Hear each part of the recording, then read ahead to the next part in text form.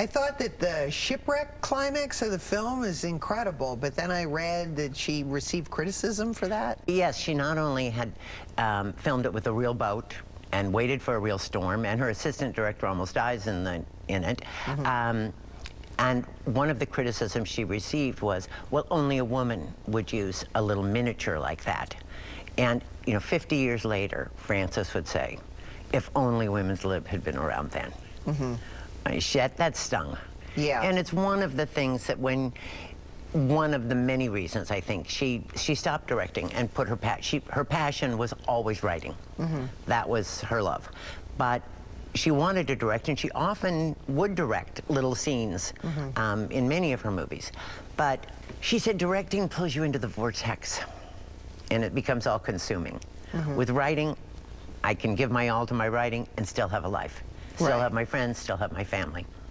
I think that that's a through line I see with a lot of the female filmmakers, too, where they feel fatigued by criticism and they go back to writing. Yeah. Because it's solitary, but nobody is interfering.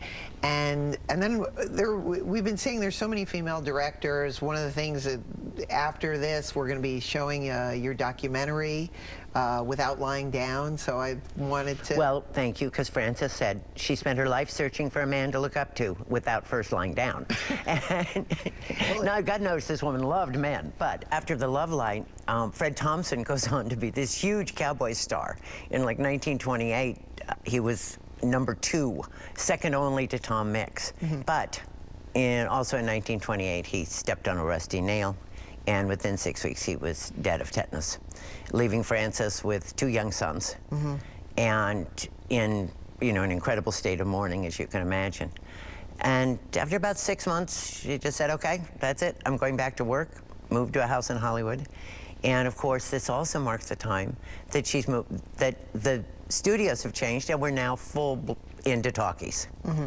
And Irving Thalberg entrusts her to do Greta Garbo's first talkie, Anna Christie.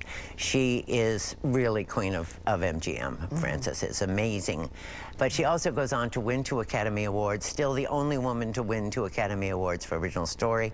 And I love that she won them for The Champ, the boxing story, and The Big House, a prison story, which immediately puts the lie to the idea that these women were writing, matinee weepies or something. No, these women write and direct every genre of film. It's great trailblazing history. There's a couple other directors that also people are going to be seeing later on, Dorothy Davenport, and we're going to be seeing Lottie Reiniger's The Adventures of Prince Ahmed. This was a animated movie 11 years before Disney.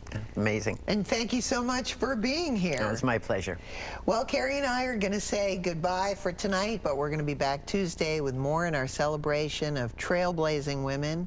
Right now, an in-depth documentary about the career of Frances Marion, produced by Carrie and based on her book, Without Lying Down, Frances Marion, and the powerful women of early Hollywood. Enjoy.